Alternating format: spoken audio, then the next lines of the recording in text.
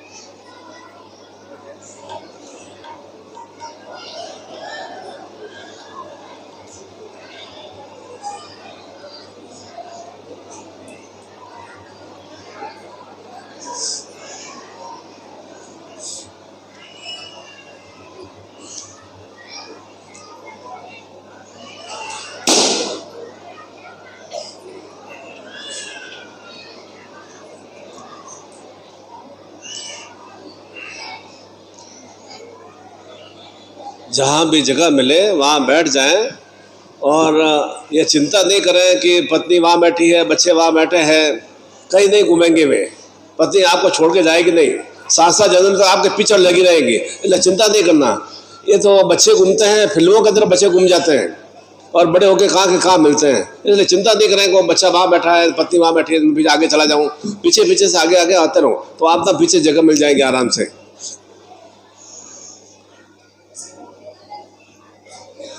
बहुत ही अच्छी चिंतन और भावना है कि नव वर्ष का स्वागत करने से निश्चिंत रूप से जीवन बहुत ही अधिक वेलकम युक्त बनता है, अर्थात सब कुछ सुंदर सुंदरमय स्थितियों का विस्तार होता है। परंतु यह चिंतन और भावना प्रत्येक क्षण बनी रहनी चाहिए, तब ही यह वर्ष 2024 हर रूप में शुभ मंगलमय चेतनाओं से युक्त हो सकेगा। और आवश्यक है कि जो आप एक सोच और चिंतन लेकर आए हैं, और सबका चिंतन और सोच यही है कि हमारे जीवन में सुवर्दी हो, श्रेष्ठ वर्दी हो, हर समय हम प्रसन्न और आनंदमय स्थितियों में रहें, और जो भी तनाव, दुख, विषाद, अनेक तरह के अनगल बाधाएं हैं, वे क्षणांश के रूप में अर्थात क्षण भर रूप में भी वे जीवन में नहीं आए। तो जिन्हें नहीं आना है, उन्हें विलगित करना है, तो उसके लिए कुछ एक विधि विधान होता है, एक प्रक्रिया होती है। उस प्रक्रिया का अनुपालन करने से, उस विधि के अनुसार क्रिया करने से निश्चिंत रूप से आप जो चाहते हैं कि इस तरह की विषम स्थितियाँ, इस तरह के दुख, कष्ट, पीड़ा, संताप रूपी कुस्थितियाँ बार बार जो हमें जीवन में भोगनी पड़ती है, उन्हें हम पूरे रोम प्रतिरोम से त्याजी कर सकें, निकाल सकें। यह एक भावना चिंतन प्रत्येक क्षण रहने पर नव वर्ष का प्रत्येक दिवस श्रेष्ठ में रहता है। और कितनी अधिक विचित्र बात है कि ये ईस्वी संवत आता है, नव वर्ष आता है, तो अधिकांश पुरुष वर्ग और युवा वर्ग केवल और केवल नशे में, धूम धड़ाके में, डांस में, नृत्य में और इधर उधर घूमने में ही वह 31 दिसंबर और 1 जनवरी पूरा ऐसे ही उसका नववर्ष का शुभारंभ करते हैं कि कितनी अधिक शराब पी जाए, कितना अधिक नशा किया जाए, कितना अधिक धूम धड़ाका किया जाए, कितना अधिक डांस किया जाए। और जब ऐसा ही नववर्ष का प्रारंभ करते हैं तो एक चिंतन कर सकते हैं कि पूरा नववर्ष किस तरह से व्यतीत होगा। और एक हमारे सनातन धर्म में विक्रम संवत आता है चैत्र मास से, प्रतिपदा से, तो वह विक्रम संवत का प्रारंभ हम माँ आद्या शक्ति की पूजा अर्चना से कि निरंतर ये नूतन वर्ष मेरे लिए सभी 10 महाविद्याओं की शक्तियों से, नव दुर्गाओं की शक्तियों से, महामाया की चेतना से निरंतर अभिवृद्धि को प्राप्त हो। और नवरात्रि की पूर्णता हम भगवान श्री राम के अवतरण पर्व से, अभ्युदय पर्व से हम उसकी पूर्णता करते हैं कि जन जन में,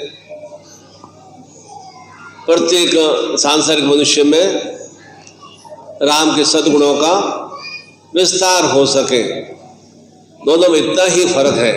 अब चिंतन आपको करना है कि आप स्वयं किस तरह की चेतना को आत्मसात करते हैं और किस तरह से आप अपनी संतान को एक चिंतन या ज्ञान देते हैं। या तो इस तरह से कि रात्रि में आप देखेंगे कि हजारों युवा, हजारों वृद्ध, प्रौढ़ व्यक्ति शराब के नशे में धुत रहते हैं, खाने को पैसे नहीं ही, परंतु जो ही कोरोना खुला और 2-2 किलोमीटर तक शराब की लाइनों में लगे रहे। कहाँ से पैसा आया? 1.5 साल तक कोरोना कारण से सब व्यापार भी बंद रहा, दुकानें भी बंद रही, पैसा कहाँ से आया? बड़े बड़े कार्टून भर भर के लेके जा रहे हैं, थैले भर भर के लेके जा रहे हैं और यूँ कहते हैं कि हमारे पास में पैसा ही नहीं है। प्रत्येक गांव के अंदर, प्रत्येक शहर के अंदर यही खेला हो रहा था। और फिर ये भी एक मन में भ्रम की वापस कहीं घोड़ा नहीं आ जाए, वापस कहीं शराब की दुकानें बंद नहीं हो जाए। ये भी भ्रम, इसी कारण से ज़्यादा हम उसका संग्रह कर रहे थे। तो जब ऐसी सोच, ऐसा चिंतन भाव रहता है तो हम विचार कर सकते हैं कि कैसे हमारे जीवन में एक सदस्थिति या सद कार्यों की, सद चेतना की वृद्धि हो सकेगी। और जो ही यह चैत्र नवरात्रि का पर्व आता है तो अधिकांश कहते हैं कि हमारे लिए तो नवरात्रि सामान्य सी है। नया वर्ष आ गया, नया वर्ष 1 जनवरी से प्रारंभ हुआ है। ये तो चैत्र नवरात्र प्रतिपदा से आया, प्रथम तृतीया से आया है, ठीक है। हम तो इसको मानते नहीं, हम तो वह शारदीय नवरात्रि को मानते हैं। और शारदीय नवरात्रि आती है तो फिर कहते हैं कि नहीं, हमारे लिए तो ये ठीक है, बस अभी नया साल आएगा तब हम उसको विचार करेंगे। और 10 मिनट के लिए, 5 मिनट के लिए आसपास में कोई मंदिर होता है तो वहाँ चले जाते हैं। वो भी नहीं हुआ तो कोई बात नहीं, मन में ही हमने चिंतन करते हैं, हमारे मन में ही महामाया बसी हुई है। अर्थात अपनी स्वयं मन की सुविधा के अनुसार, चिंतन के अनुसार हम सब ये क्रियाएं करते हैं। और फिर कहते हैं कि हमें ईश्वर का चिंतन नहीं मिलता, ध्यान नहीं जाता, एकाग्रता नहीं रहती, मन भटकता रहता है। तो एकाग्रता किस रूप में रहती है? खाने में एकाग्रता रहती है, जल्दी जल्दी मैं इसको खा लूँ। पीने में, शराब पीने में एकाग्रता रहती है। आपके घरों में भी शादी विवाह होता है, शादी विवाह में खाना तो कम खर्चे में बन जाता है, शराब की व्यवस्था बहुत ज़्यादा करनी पड़ती है।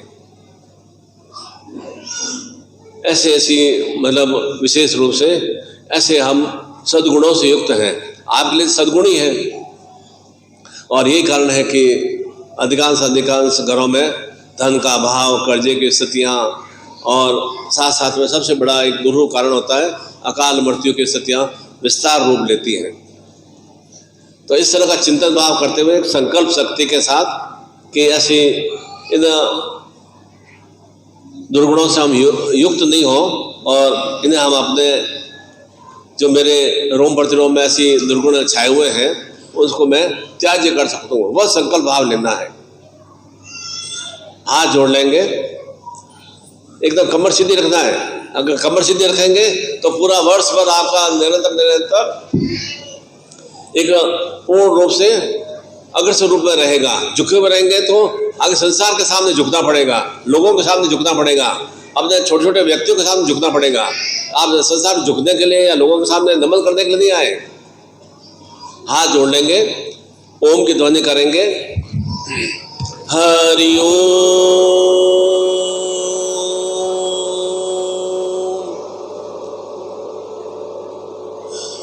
हरि ओम,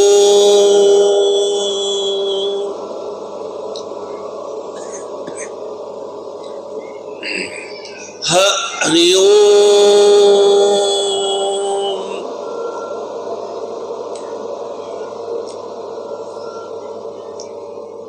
ओम लक्ष्मी नारायणाभ्यां नमः, सची पुंद्राभ्यां नमः, मातृ पितृ चरण कमलेभ्यो नमः, इष्ट देवताभ्यो नमः, ग्राम देवताभ्यो नमः, वास्तु देवताभ्यो नमः, सर्वेभ्यो देवेभ्यो नमः, सर्वेभ्यो ब्राह्मणेभ्यो नमः। ओम सिद्धि बुद्धि सहिता श्रीमद महागणाधिपत्ये नमः। ओम विघ्नेश्वराय वरदाय शिवप्रियाय लंबोदराय सकलाय जगताय नागानाय श्रुति कुशिताय गौर सुताय गणना नमो नमस्ते। भक्तार्थी नाथ संप्राय गणेश्वराय विद्याधराय विक्टाय वामनाय भक्त प्रसन्न मर्दाय नमो नमस्ते। नमस्ते ब्रह्म रूपाय रुद्र रूपाय नमस्ते ब्रह्मचारिणे अन्याय पूज्याय सांगाय सपरिवार सकलाय सशक्तिकाय महागणाधिपति मावायामी संकल्पम कुर्यात।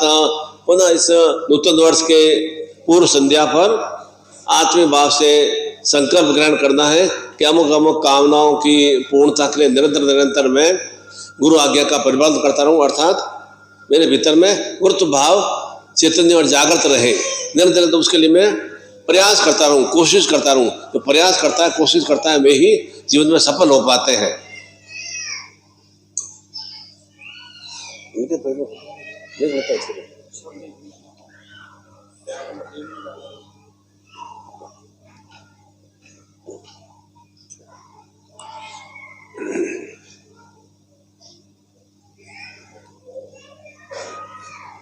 सीधा हाथ रखेंगे सामने। ओम विष्णु विष्णु विष्णु श्रीमद् भागवत महापुरुषस्यम विष्णु राज्ञाम वर्तमानस्यम नित्य प्राद्रे श्री श्वेत वाराह कल्पे अष्टाविंशति में कलयुगे जम्बू द्वीपे भूलोके भरतखंडे संवत 2080 पौष मासे कृष्ण पक्षे पंचम्याम तिथो सूर्य दिवसे रविवासरे गुरुग्रहे बिलासपुर क्षेत्रे छत्तीसगढ़ क्षेत्रे रतनपुर महामाया क्षेत्रे भारतवर्षे निखिल गोत्रोत्पन्ने पूर्णतः सदगुरुदेव शरणाय कमलाय विंदे दीक्षाम धारयामि। अपने माता पिता का नाम बोलिए, पति पत्नी का नाम बोलिए, अपने सदगुरुदेव इष्ट का नाम बोलिए और अपना जो भी कामना इच्छा पूर्ति हो वह कामना इच्छा पूर्ति अपने परिवार के लिए, अपने संतान के लिए, जो भी अभी आपके साथ में शाश्वत रूप से साथ में रह रहे हो उनके लिए क्या क्या कामना है वह मन में धारणा करिए। पूर्ण आरोग्यता प्राप्यर्थम अखंड सावित्री सुहाग सौभाग्यवती चैतन्यता प्राप्यर्थम मनोकामना इच्छा पूर्ति चैतन्यता प्राप्यर्थम पुत्र पौत्र कुल वंश वर्धी शक्ति चैतन्यता प्राप्यर्थम निरंतर कार्य व्यापार कृषि रोजगार धन लक्ष्मी प्राप्ति शक्ति चैतन्यता प्राप्यर्थम सावित्री सुहाग अखंड ग्रस्त सुख वर्धी चैतन्यता प्राप्यर्थम पुत्र पौत्र कुल वंश वर्धी शक्ति चैतन्यता प्राप्यर्थम सर्व मनोकामना इच्छा पूर्ति चैतन्यता प्राप्यर्थम सर्व शत्रु बाधा निवृत्ति महामाया छिन्नमस्ता शक्ति प्राप्ति चैतन्यता प्राप्यर्थम विष्णु लक्ष्मी वेंकटेश तिरुपति शक्ति प्राप्ति चैतन्यता प्राप्यर्थम सर्व पाप संताप दोष पूर्णतः यज्ञ पुरुष शक्ति प्राप्ति चैतन्यता प्राप्यर्थम संपर्क दे ही। अब बोलिए तम चित्ते मम चित्ते तम प्राण मम प्राण तम चिंतय मम चिंतय तम आज्ञा सजीवन परिपालना। जो मन में इच्छा धारणा करते हुए जल को छोड़ दीजिए और दोनों हाथों को आज्ञा चक्र पर हृदय पे स्पर्श करा दो। इस हाथों के माध्यम से हमें कर्म भाव को प्रकाशमय करना है। इसके लिए मैं जल को साक्षीभूत मानते हुए वरुण देवता को साक्षीभूत मानते हुए निरंतर मेरी कामना इच्छाओं में मुझे ज्ञान चक्षु मेरे जागृत रहे और हृदय पक्ष मेरा चैतन्य रहे। आपको हिगब दिया होगा, धागा दिया होगा आपको, इसको दोनों अंगूठों में डाल दो, लास्ट अंगुले में डाल दो, नहीं हो तो दोनों हाथ ऐसे ऊंचे कर दो। कमर एकदम सीधी रहनी चाहिए, बार बार झुकाना नहीं है।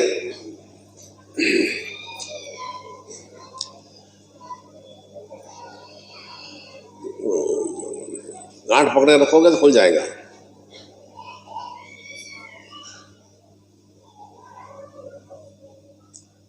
हाथ ऊंचे कर दो ऐसे। ओम यज्ञोपवीतम परम पवित्रम प्रजापति सहजम पुरुषात् आयुष्यम अग्र्यम पर्ति मुंजम शुभ्रम यज्ञोपवीतम बलमसुदेज्ञपति यज्ञम। ओम शांतिरस्तुम पुष्टिरस्तुम तुष्टिरस्तुम वर्धिरस्तु अविघ्नमस्तु आयुष्यमस्तु आरोग्यमस्तु शिवमस्तु शिव कर्मास्तु कर्म शरण। ओम भगवती का तेन प्रताम भगवती महेश्वरी प्रताम भगवती रिद्धिकर प्रताम भगवती वर्धिकर प्रताम भगवती पुष्टिकर प्रताम। ओम सूर्य ज्योतिधार्यम ओम चंद्रस ज्योतिधार्यम ओम भौमस ज्योतिधार्यमी ओम बुद्धस ज्योतिधार्यमी ओम गुरु बृहस्पति ज्योतिर्धार्यमी ओम शुक्र ज्योतिधार्यमी ओम शनिश्चर ज्योतिधार्यमी छागर राहु केतु नवग्रह ज्योतिर्धार्यमी। पहले माला की तरह धारण कर दो। इस बच्ची को पहना दो, ये बच्ची को रह गया ना क्यों मत, इसको पहना दो बच्ची को, देना इसको बच्ची को देना। हाथ खोल दो हृदय के सामने।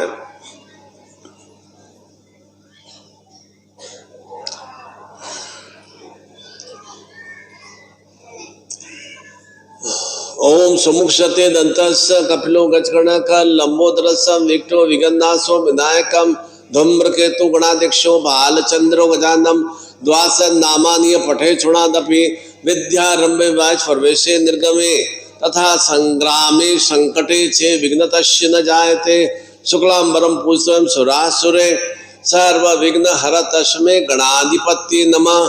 सर्व मंगल मांगल्ये शिवे सर्वार्थ साधिके शरणे त्र्यंबके गौरी नारायणे नमोस्तुते सर्वदाम सर्व कार्येषु नास्ति तेषां मंगलम येषां हृदयस्थो भगवान मंगलायतनम हरि तदे लग्नं स्विताराबलम चंद्रबलम विद्याबलम देवबलम लक्ष्मी विश्रामिम लाभस्तेषां जयस्तेषां कुतस्तेषां पराज्यम येषाम् इंदिवर्ष्यामो यत्र योगेश्वर मूर्तिधुरा नितिर्मतिम अनन्या समाजना परिपास्य तेषां नित्याना भुक्ताना क्षोभाम्यम स्मरते सकल कल्याणम भाजम यत्र जायते पुरुषम तमंजम नित्यम जन हरिम सर्वेश्राम कार्यशोत्र स्त्री भुवनेश्वराम देवामदि संतूनम सिद्धिम वक्रतुंड महाकाय कोटि सूर्य निर्विघ्नम कुर्दे सरकार सरदाम ओम गणत्वाम गणपति को हवा महे प्रणपति को हवा महे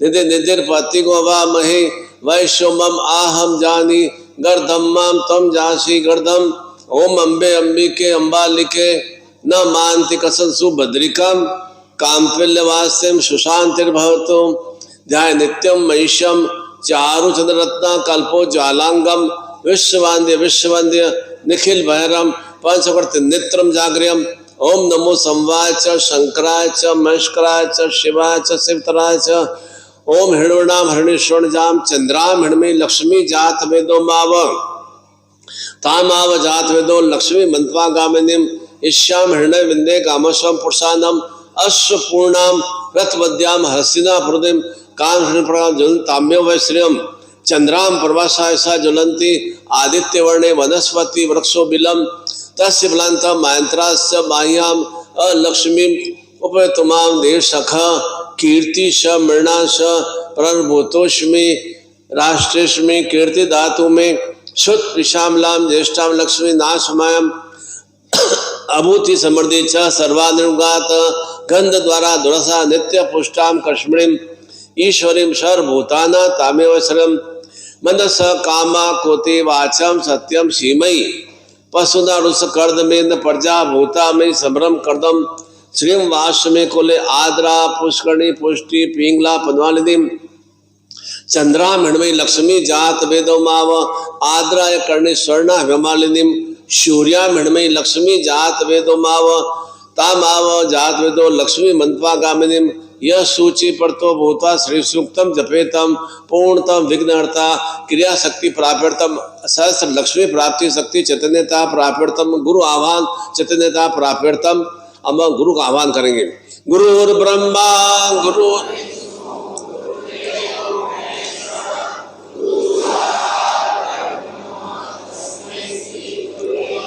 ध्यान मूलम गुरुर्मूर्ति पूजा मूलम गुरुर्पदम मंत्र मूलम गुरुर्वाक्यम मोक्ष मूलम गुरुर्कृपा गुरु कृपा ही केवलम गुरु कृपा ही केवलम गुरु कृपा ही केवलम तमेव माता च पिता तमेव बंधु च सखा तमेव विद्या द्रविणम तमेव सर्वं मम देव देव तमेव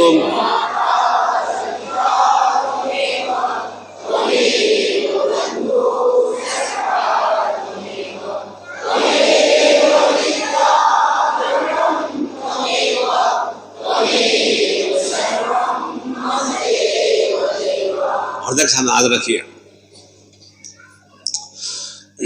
बोले ओम परम तत्वाय नारायणाय गुरुभ्यो नमः। ओम परम तत्वाय नारायणाय गुरुभ्यो नमः। ओम परम तत्वाय नारायणाय गुरुभ्यो नमः। ओम परम तत्वाय नारायणाय गुरुभ्यो नमः। ओम परम तत्वाय नारायणाय गुरुभ्यो नमः। ओम ह्रीं मम प्राण देह रोम प्रतिरोम चैतन्य जागृय ह्रीं ओम नमः। ओम ह्रीं मम प्राण देह रोम प्रतिरोम चैतन्य जागृय ह्रीं ओम नमः ओम भूर्भुवः स्वः तत्सवितुर्वरेण्यं भर्गो देवस्य धीमहि धियो यो नः प्रचोदयात्।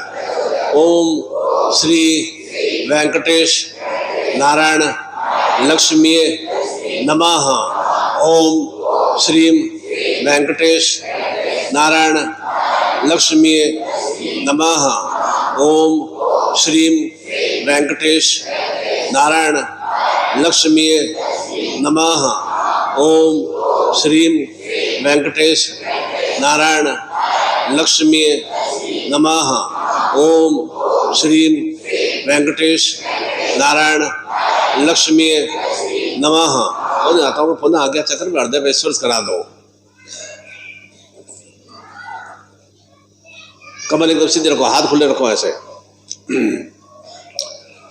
ओम स्वस्ति न इंद्र सर्वा स्वस्ति न पूंखा विश्ववेदा स्वस्ति न सरस्वती स्वस्ति नो बृहस्पतिर्धातु प्रगस्वामृत प्रसन्न मातरम शुभम यावानो विथेषु जगमय अग्नि जिह्वा मनव शूरचक्षो विश्वे नो देवावसाग मनीय भद्रत कर्णे शृण्याम देव हितम मिदायु शतमिन्नु शर्दोयन्ति देवाम यत्राम न सक्राम जरसम पुत्रा स्वयत्र पितरो भवन्ति मानुमद्याहृता ग्रंथो अदिति धोर्दिन्तिरंतिक्ष माता सपिता सपुत्र विश्वे देवा अदिति पंच जना अदिति जातम अदिति नित्यम ध्यो मम शिष्यग्रे सर्व सुख सौभाग्यता प्राप्यर्थम आरोग्यता प्राप्यर्थम सावित्री रस सुख वर्धि उन्नति चैतन्यता प्राप्यर्थम संतान पुत्र पौत्र कुल वंश वर्धि शक्ति चैतन्यता प्राप्यर्थम कार्य व्यापार धन लक्ष्मी वर्धि चैतन्यता प्राप्यर्थम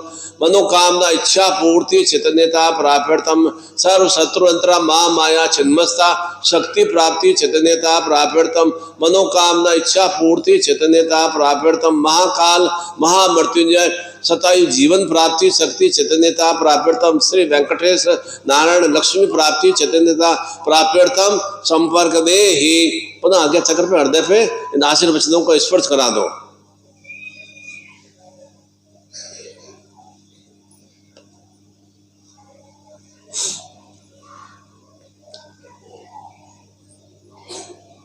जितना शांत शांत भाव से ओम श्री वेंकटेश नारायण लक्ष्मी नमः ओम श्री वेंकटेश नारायण लक्ष्मी का मंत्र करते हुए आप साधना के लिए दीक्षा के लिए प्रोत्साहित होंगे तो निश्चित रूप से, क्योंकि इस पंचमी तिथि से भगवान तिरुपति जो कर्नाटक आंध्र प्रदेश बॉर्डर पे भगवान तिरुपति का मंदिर है, बालाजी का मंदिर है और वे विष्णु स्वरूप में वहाँ विराजमान है और वह अपनी पत्नी पद्मावती के साथ वहाँ पूर्ण और लाखों की संख्या में साधक और भक्तगण वहाँ आते हैं और कई दिनों बाद में वहाँ दर्शन का लाभ प्राप्त होता है।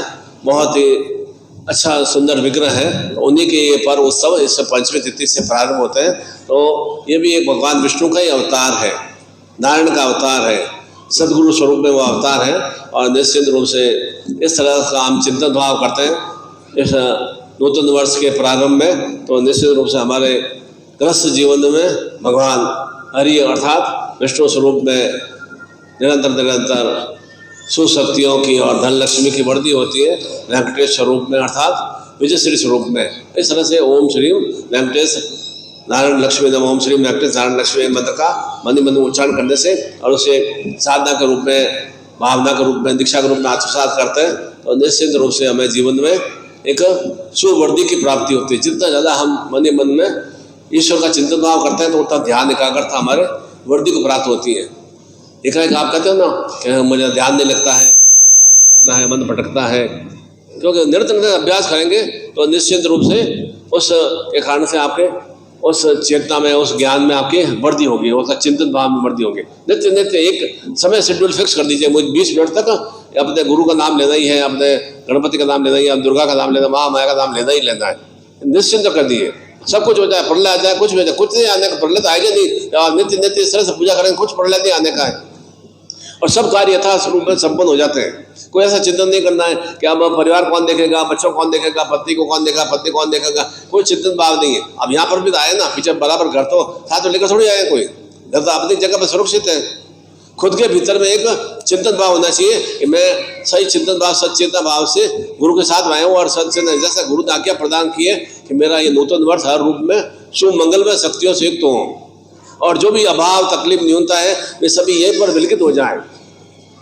और उसी के लिए जो भी आपकी कामना, इच्छा है, उस कामना और इच्छा के लिए और शक्तिपात की दीक्षा के लिए और सहस्र लक्ष्मियों की प्राप्ति के लिए पहले हमारी जो अपूर्णताएं हैं, अपूर्णताओं का मतलब दुख है, विषाद है, कष्ट है, बाधा है, इसके कारण से मुझे जीवन में सुख की प्राप्ति नहीं हो रही है। तो सबसे बड़ा दुख का कारण को समाप्त करना है, कष्टों का कारण को समाप्त करना है। पहले ये क्रिया समाप्त होनी चाहिए।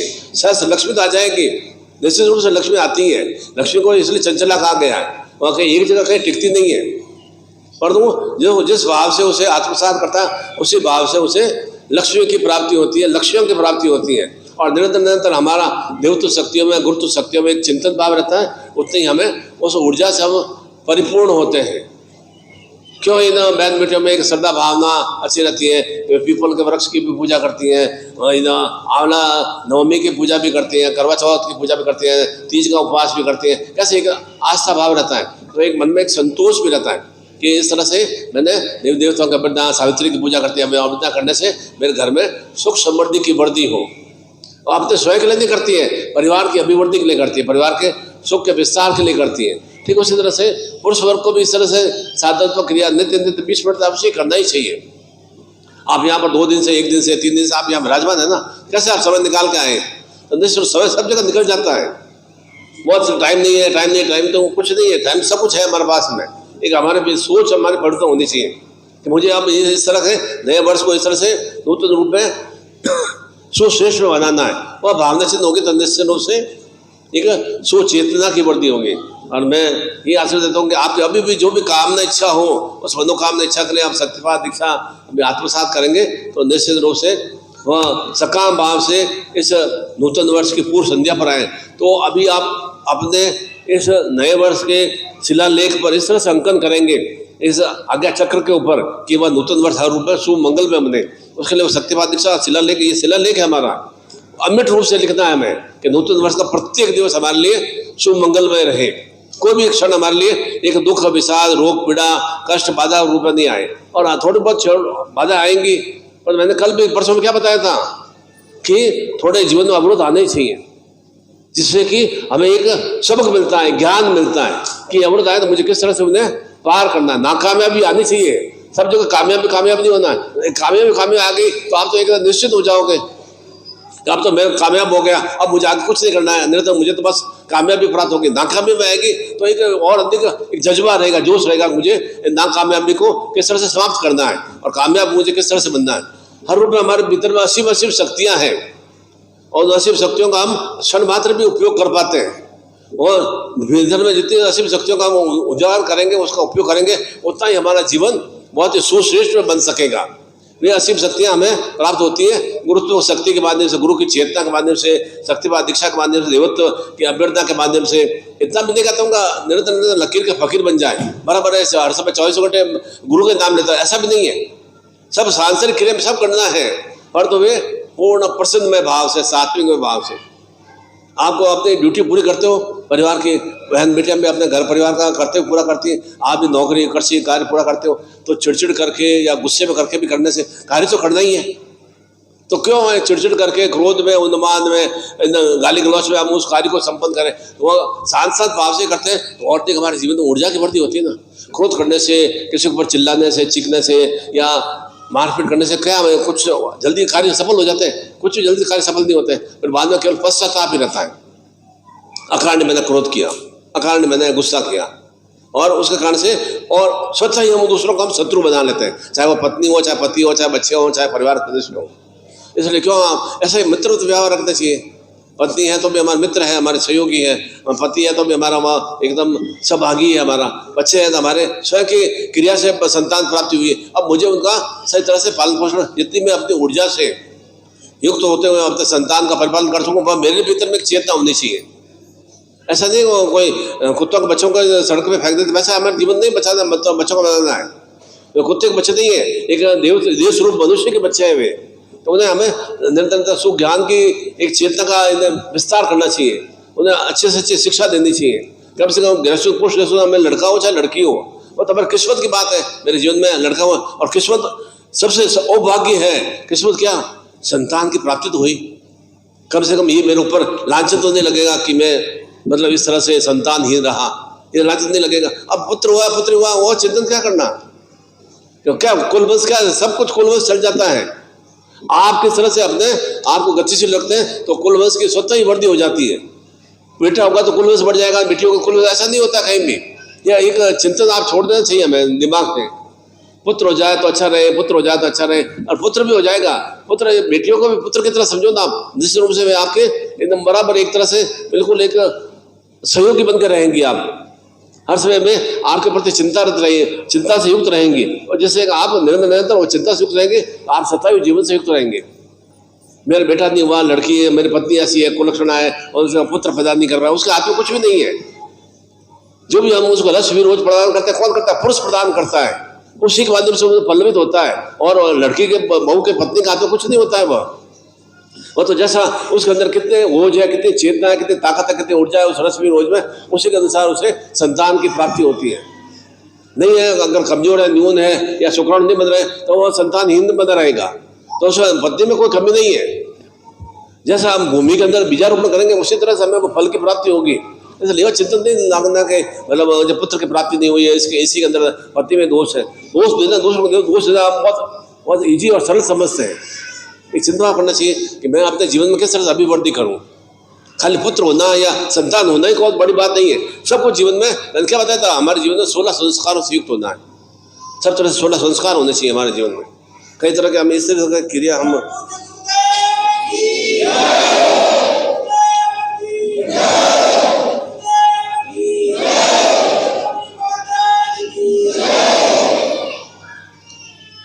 अभी ये किसी की पाजेब मिली है, शायद मुझे पहनाने के लिए मिली है, कि मैं उसका एक ही मिली है, काश 2 मिलती है। कौन इसको पहनने के लायक? मेरा हाथों से पहनना है उसको, कौन पहनेगा? है किसका ये? जो पहनना चाहता है, मैं तो इंटरेस्टेड हूँ कि उनको इस पैर की पाजेब है, ये तो पाजेब है ना, मैं तो पहनाने में इंटरेस्टेड हूँ, पर तो आपको ये लाइक नहीं करेगा मेरे को, तो मैं क्या करूँ? है ही मेरा तो अब रूपरंगी ऐसा ही है ना। हो जिसका वो लेके जाना वन में, कम से कम याद नहीं लेके जाए तो दूसरा वाला याद रख के जाना स्टेज पर, तो जिससे कि मैं किसी न किसी एक आपके जैसे सौम्य सुंदर सरल एक मन को गुरु को प्यार करने वाली उसको तो मैं कम से कम धारण करा सकूंगा। चिंता नहीं करना, होगा जिसका मिल जाएगा। अभी मैंने 16 संस्कार के बारे में बताया था। 16 संस्कार निश्चित रूप से हम संपन्न नहीं करते ना, इसलिए आज का जीवन हमारा बहुत उथल पुथल रहता है। सर्वप्रथम होता है गर्भाधान की क्रिया, कि सही समय पर किस आयु में, 25 वर्ष की आयु से पहले गर्भधारण नहीं होना चाहिए। ये आज के टाइम में ऐसा है, 25 वर्ष की आयु से पहले गर्भधारण हो जाता है तो वह 21 वर्ष से 25 वर्ष के बीच में गर्भधारण होना चाहिए, और 30 वर्ष के बाद में गर्भधारण करने की आवश्यकता नहीं रहनी चाहिए। 30 वर्ष के बाद में वह उसके अंदर जो यूट्रस होता है वह गर्भाशय होता हुआ धीरे धीरे कमजोर होने लग जाता है। और दूसरा है पुंसवन क्रिया, कि उसका किस तरह से उसमें एक चेतना का भाव चिंतन का विस्तार किया जाए। और सीमंतो नयन क्रिया, अर्थात एबॉर्शन नहीं हो जाए, जो बच्चा गर्भ में रहा है एबॉर्शन नहीं हो जाए, मिसकैरेज नहीं हो जाए, गर्भपात नहीं हो जाए, उसे रोकने के लिए और सीमंतो और जात कर्म, अर्थात जब बच्चा हो जाए तो उसे सहन कराने की क्रिया 27 दिन बाद में या 7 दिन बाद, जैसा जैसा बाद में तो उस तरह से क्रिया करते हैं। या उसको किस तरह से कब हमें शहद का पान करना चाहिए, घी का पान करना चाहिए, और नामकरण संस्कार राशि के अनुसार नामकरण होना चाहिए, ऐसे उल्टे पुल्टे नाम नहीं रखने चाहिए। निष्क्रमण का मतलब किस तरह से संतान की आयु वृद्धि हो, चाहे पुत्र हो चाहे पुत्री हो।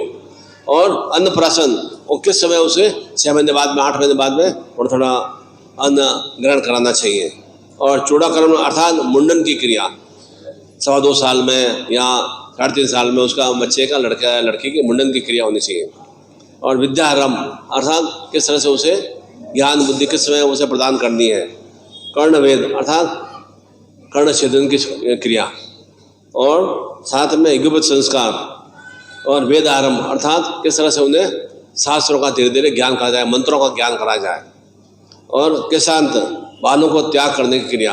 ये ऐसा आजकल तो बाल क्या है, भेड़ बकरियों जैसे हम पहले हमारे गांव में काटे हुए हमें भेड़ों को, कैसे उस तरह से भेड़ों के बाल आज तक लड़के ऐसे ही बाल बनाते हैं, यहाँ से कटे हैं, यहाँ से कटे हुए, ये भेड़ों की तरह बकरियों की तरह बाल काट के और दोनों बाल ऐसे ऐसे खड़े खड़े बाल रखते हैं। क्या उनको ऐसे आधा कलर इधर, आधा कलर इधर, आधा कलर इधर, मालूम क्या मिलता है, और लेते भी 1000 रुपए, करेंगे कुछ नहीं। ऐसा नहीं होना चाहिए। एक क्या बालों का क्या मोह करना, क्या बालों को कम आ रहे, ज्यादा आ रहे, बड़े आ रहे, छोटे आ रहे, क्या है, भीतर में गुण होने चाहिए। और समावर्तन अर्थात पूर्ण ज्ञान प्राप्त हेतु कर्म करना और वैवाहिक संस्कार, और उसके बाद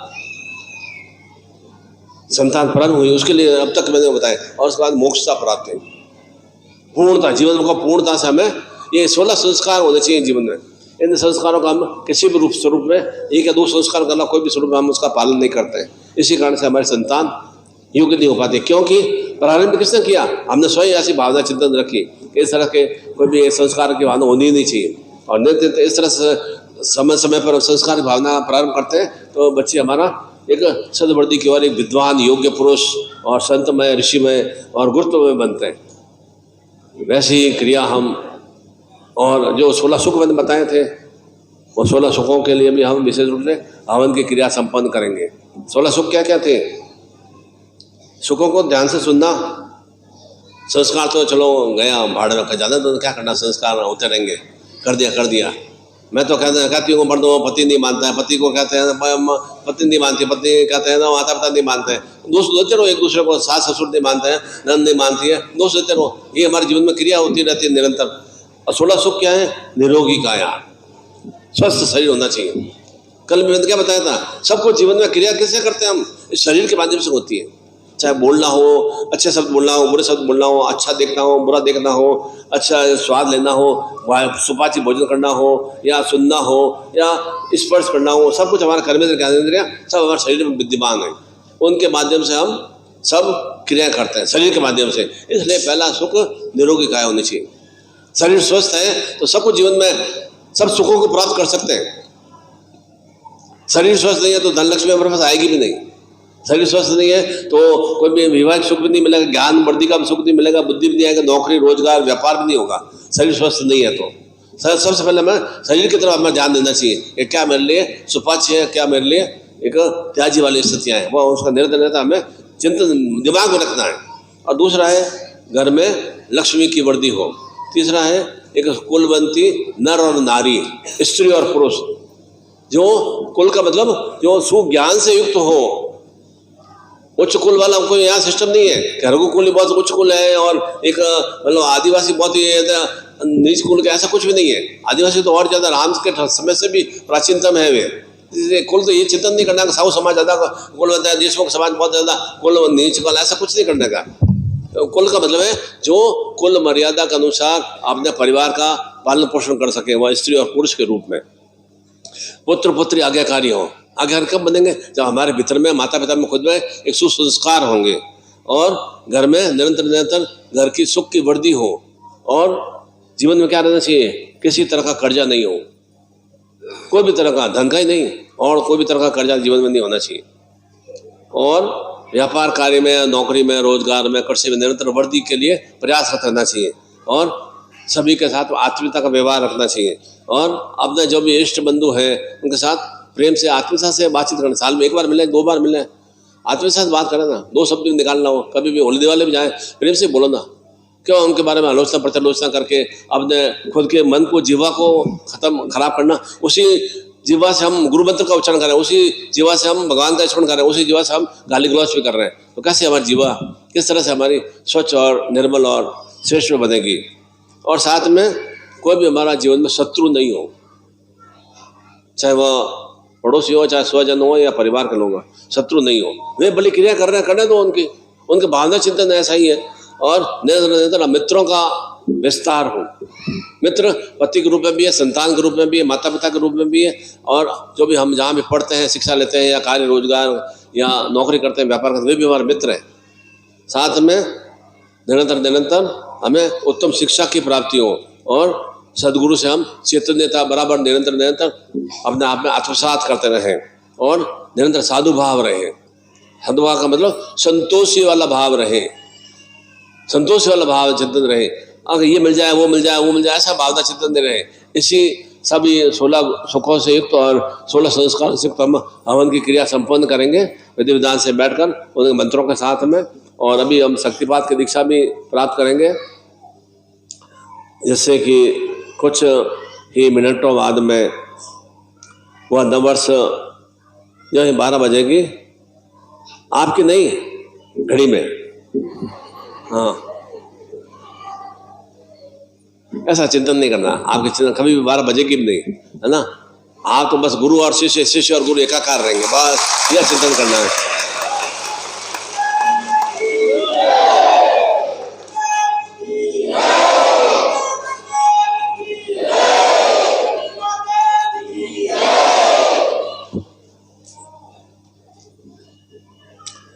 इसलिए यहाँ पर आए हैं तो कामना रहित होकर नहीं जाना है, कामना युक्त होकर जाना है।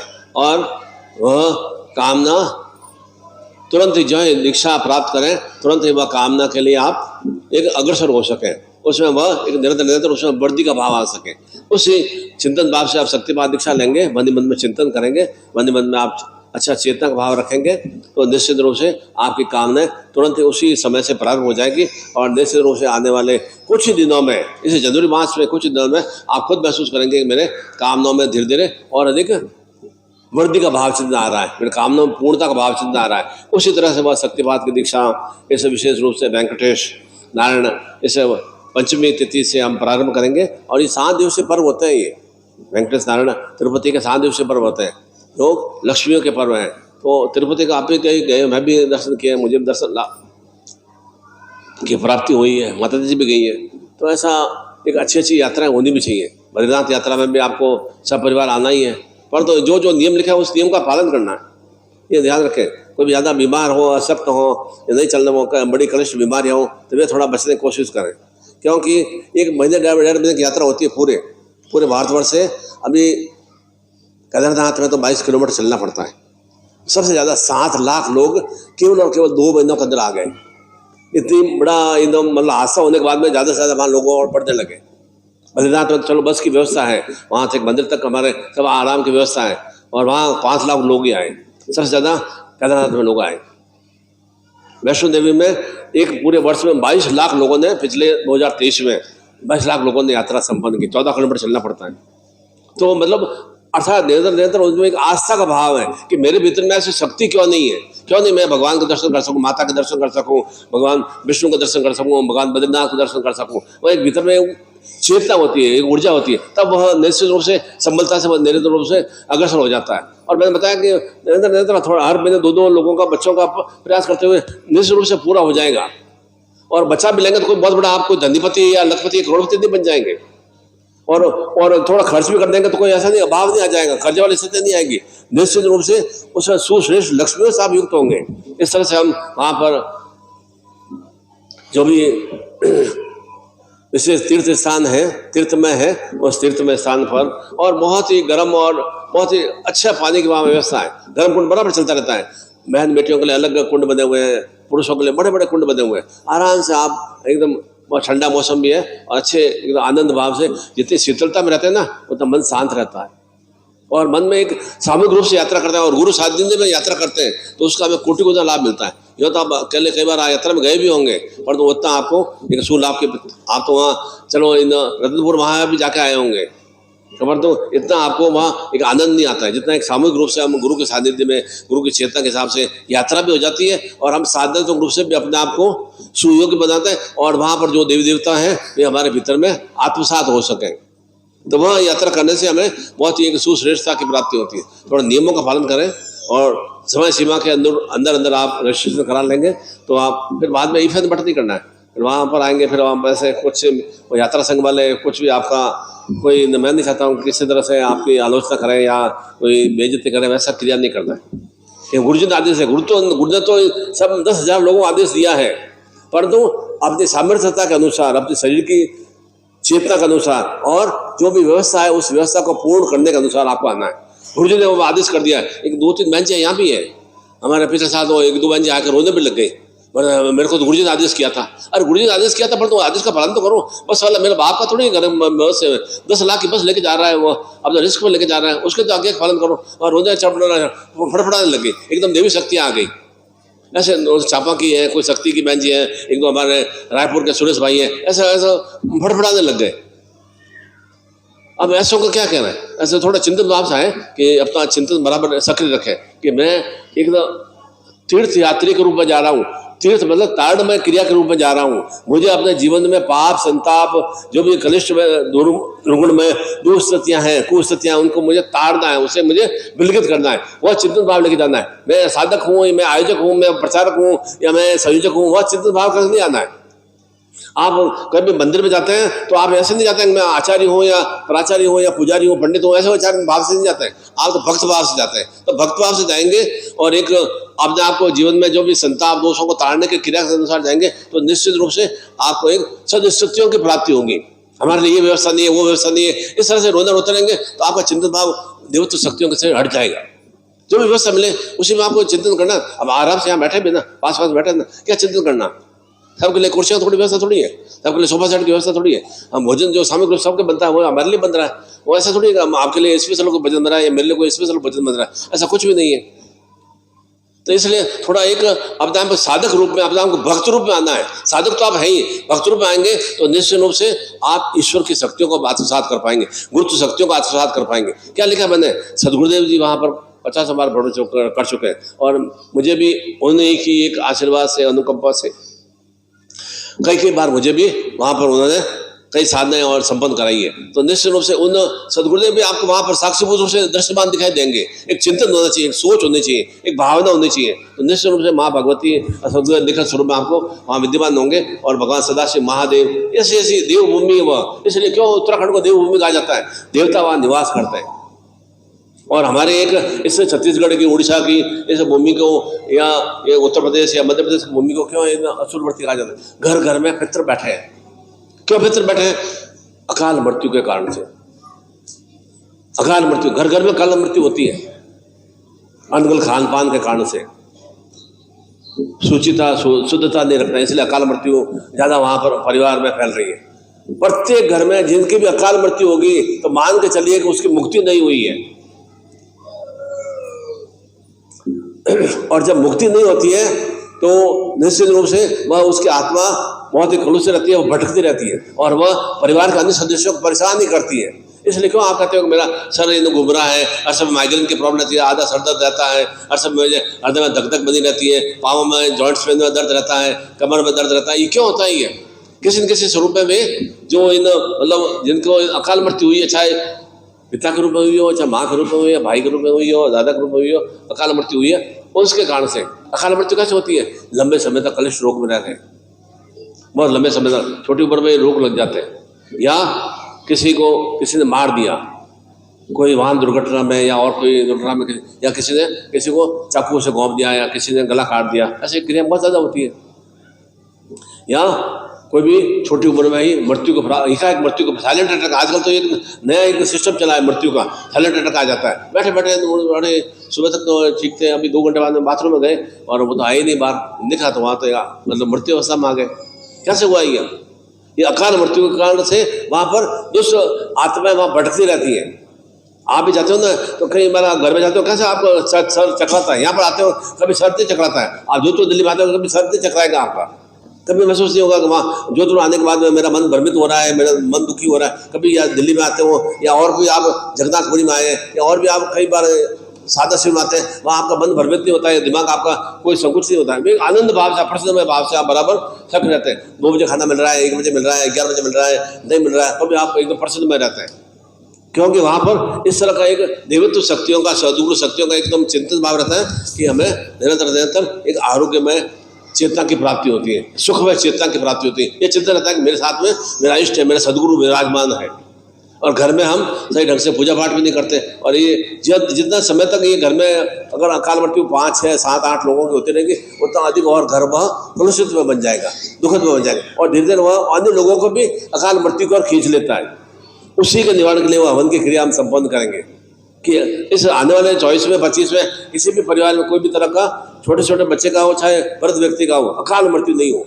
अकाल पूर्ण आयु होती है 70 से 80 वर्ष के बीच में पूर्ण आयु काल आती है, निरोग में आयु। श्रीवास्तव जी के पिताजी है 92 ईयर्स के हैं, एकदम स्वस्थ है, बराबर से सक्रिय क्रियाशील है। कुछ चिंतन हम भी सोचते हैं कभी कभी, अरे यार 92 साल का व्यक्ति कैसे है बराबर एक्टिव है, कुछ अच्छे सुकर्म किए ना, अच्छी चेतना रखी है ना। ससुर जी भी इनके 85 ईयर्स के हैं, कैसे है वो, मतलब किस तरह से हमारे बड़े बुजुर्ग पूरा शुद्ध आचरण में रखते थे। और अब वो चिंतन क्या है कि आप मुझे सशरीर मुझे सिद्धाश्रम में स्थान चाहिए, मुझे सशरीर मोक्षता की प्राप्ति चाहिए। अब उन्हें कोई धन का लालच नहीं है, परिवार का लालच नहीं है, या पोता पोती का या उनके पड़पोता पोती का शादी विवाह का कोई चिंतन भी नहीं है। केवल है कि बस मैं स्वस्थ रहूं और स्वस्थ रूप से मैं सदगुरु के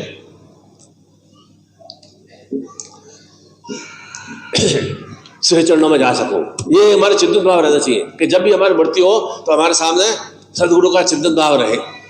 और अकाल मृत्यु क्यों होती है कि जब जो हम थोड़ा कनिष्ठ बीमार से युक्त होते हैं तो हमारे शरीर को काम करना बंद कर देता है, अंग प्रत्यंग काम करना बंद कर देते हैं। चम्मच से पत्नी पिला रही है पानी, या बेटा पिला रहा है, या कोई और हमारे रिश्तेदार पिला रहे हैं, और हमें मालूम नहीं पड़ रहा है कौन पास बैठ रहा है, कौन क्या कर रहा है, कौन से ज्ञान रहता है। और एक भगवान का स्मरण हम जिंदगी में करते नहीं, ज़्यादा स्मरण करते नहीं। और मोक्षता की प्राप्ति किससे प्राप्त होती है? पूर्ण रूप से सशरीर मोक्षता की प्राप्ति, सदा शक्ति प्राप्ति, जो अंतिम समय में अपने इष्ट का, अपने कुल गुरु का या सदगुरु का स्मरण करता है अंतिम समय में, उसको मोक्षता की प्राप्ति होती है। उसे सशरीर वह स्वर्गलोक में या सिद्धाश्रम में प्रवेश करता है। तो उसके लिए प्रक्रिया क्या होगी? निरंतर हमारे जीवन में इस तरह की साधनात्मक प्रक्रिया बराबर चलती रहे। निरंतर गुरु मंत्र का निरंतर नूतन रूप में हम बराबर गुरु दीक्षा प्राप्त करें, नूतन रूप में जैसे जैसे समय अवसर आए। आज का विषय वेंकटेश नारायण शक्ति का पर्व है, तो वेंकटेश नारायण शक्ति पर्व का आत्मसात करें जिससे कि नारायण में शक्तियों से युक्त हो सके। और निरंतर जो कोई भी कार्य करें, आप भोजन भी प्रारंभ करें तो अपने गुरु का, अपने इष्ट का स्मरण करते हुए भोजन प्रारंभ करें। 2 मिनट दमन आंखें बंद करके, 1 मिनट आंखें बंद करके कि गुरुदेव ये मेरे कुल देवता, आपकी कृपा से मुझे भोजन की प्राप्ति हो रही है। ये कुल देवता, मैं आपकी कृपा से घर से बाहर कार्य के लिए जा रहा हूँ, यात्रा के लिए जा रहा हूँ। तो निश्चित रूप से आपकी यात्रा निर्विघ्न होती ही होती है, कोई तरह के कार्य में अवरोध या बाधाएं भी नहीं आती है। तो ये जो भी सब अनेक समस्याएं हैं उनके निस्तारण के लिए हम हवन की क्रिया संपन्न करेंगे। पहले हम गुरु दीक्षा और नूतन गुरु चादर प्राप्त करके नए वर्ष में प्रवेश कर रहे हैं। हमारे पूरे आवरण में एक सदगुरु का चिंतन भाव रहे, नूतन रूप में गुरु चादर हो, और नूतन रूप में हम गुरु दीक्षा को प्राप्त करें, नूतन रूप में शक्तिवाद दीक्षा को प्राप्त करें, जिससे कि वह सड़ी गली सत्यां जो इस 2023 में रही है, वे सड़ी गली सत्या में 24 में प्राप्त नहीं हो। मैं ये कोटि आशीर्वाद देता हूँ कि आपके जीवन में भी इन तरह से 16 सुखों से युक्त हों, सब कुछ आराम से प्राप्त कर सकते हैं। ऐसा कोई कनिष्ठ सुख नहीं है, कहीं भी नहीं लिखा है करोड़पति बनने का, अरबपति बनने का, सुख नहीं लिखा है, नहीं लिखा है इसमें। 16 सुख आराम से हम उनको अपने सद्बुद्धि चेतना से और सदगुरु क्रिया से और एक आत्मचिंतन के भाव से और निरंतर हृदय भाव में अपने इष्ट के प्रति नमन भाव रहता है, उन 16 सुखों से हम युक्त हो सकते हैं। मैं ही आपके सभी के लिए मंगल कामना करता हूँ। निरंतर आप सभी इन सांसारिक, भौतिक और दैवी शक्तियों से युक्त हों और सभी भौतिक सुखों से परिपूर्ण हों। निरंतर हमारे परिवार में, कुल वंश में निरंतर सुवृद्धि हो सके।